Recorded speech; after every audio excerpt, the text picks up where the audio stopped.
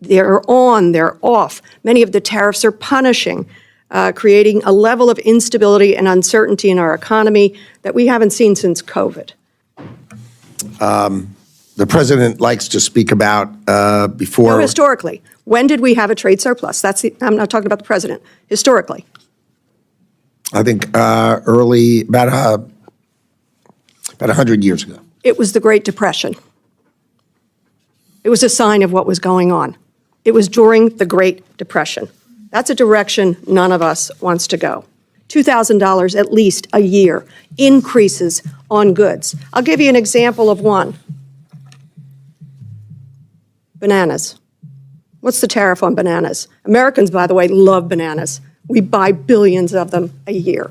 I love bananas. What's the tariff on bananas? In a recent congressional hearing, Representative Madeleine Dean sharply criticized the administration's trade policy, describing it as chaotic, unpredictable, and detrimental to American businesses and consumers. Her remarks centered on two key issues: tariffs and trade deficits.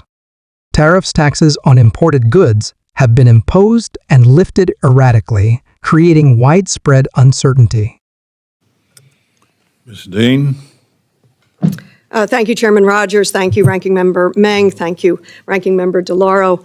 And thank you to you, Secretary Lutnick. Thanks for being here today. I want to pick up on what Mr. Morelli was talking about, and I'll use the word stability. And I think you know this from your many years in business. And that's what I thought about as I was preparing for today, the importance of stability, or as he said, predictability. Stability is the foundation of economic growth. I think you've lived it. Businesses need clear and predictable rules to plan and to invest for the future. Given this administration's claim of being pro-business and pro-growth, I am so baffled by the discussions around trade deficits and the president's belief around trade deficits and the president's beliefs around tariffs and the chaotic tariff policy. They're on, they're off. Many of the tariffs are punishing, creating a level of instability and uncertainty in our economy that we haven't seen since COVID. I hear the same thing over and over from constituents, from small businesses, from bankers in my area. They can't figure out how to plan, how to lend. Businesses can't figure out how to expand, how to grow, whether to hire, whether to not hire. And I'd heard just literally this morning from a very large American retailer. First word out of the woman's mouth was uncertainty, and the last thing she said to me was uncertainty, all surrounding tariffs. The lack of predictability. I also serve on the Foreign Affairs Committee, was recently in UK and Denmark, met with the American Chamber in both countries.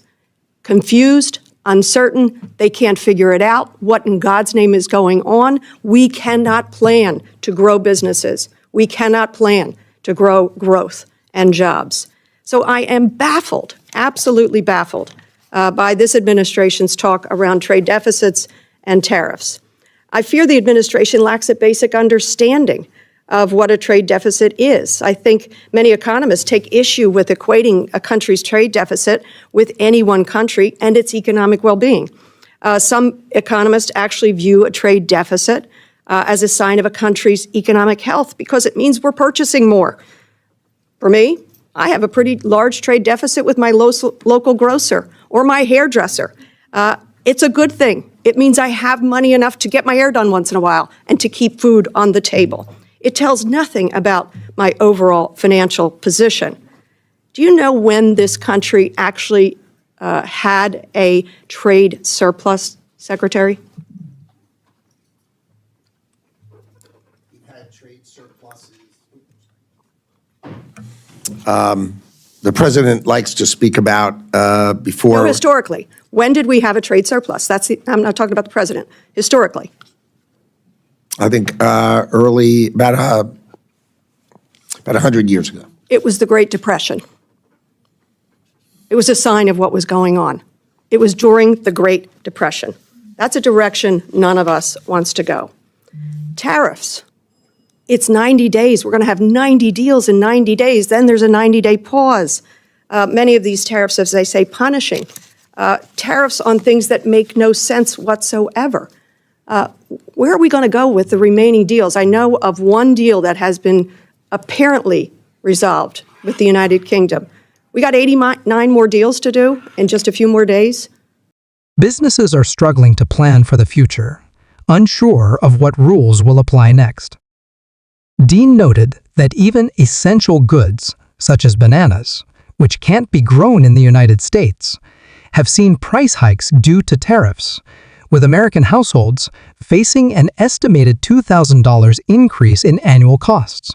She also challenged the administration's obsession with trade deficits, arguing that they're not inherently bad. A trade deficit simply means a country is buying more than it sells, something common in healthy, consumer-driven economies. The United States last saw a consistent trade surplus during the Great Depression, hardly a model for economic success. Dean called for stability and clarity in trade policy, warning that without it, businesses can't invest, hire, or grow. Her message was clear: the current trade approach is hurting the very economy it claims to protect.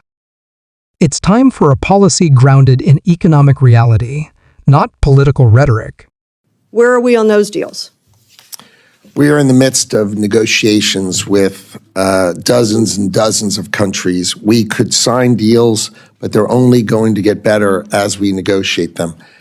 That's just simply not true, because as I told you, the American... Actually, I promise you it's true because I'm doing it. So I promise you it is true, and I'm here testifying in front of you, and I promise you it's true. And Mr. Trump promised to bring down the cost of goods day one.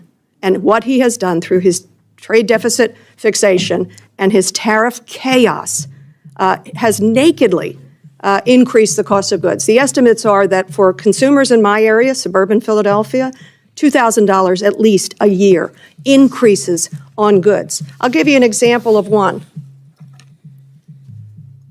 Bananas. What's the tariff on bananas? Americans, by the way, love bananas. We buy billions of them a year. I love bananas. What's the tariff on bananas?